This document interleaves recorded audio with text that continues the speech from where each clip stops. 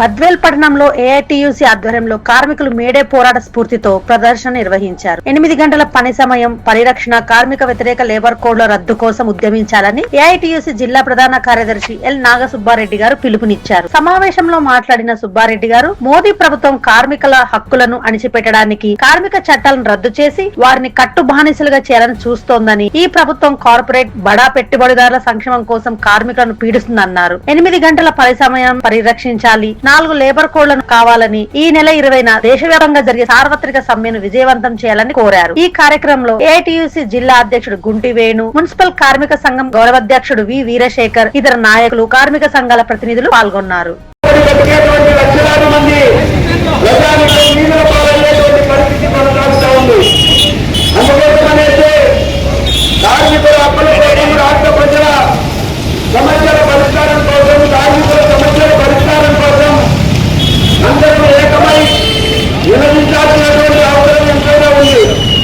అందుకోసమే ఈ May Day 139వ May Day దినోత్సవం పోరాటాలకు వేదికగా ఏఐటియుసి తీసుకోబోతా ఉంది.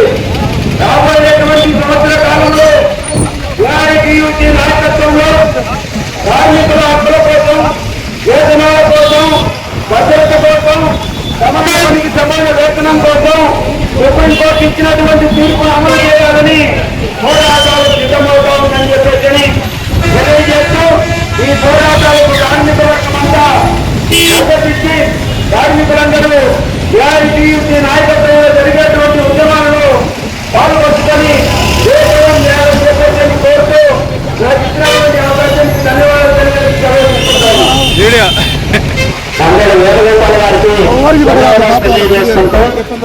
ఇది ఆమె చెల్లు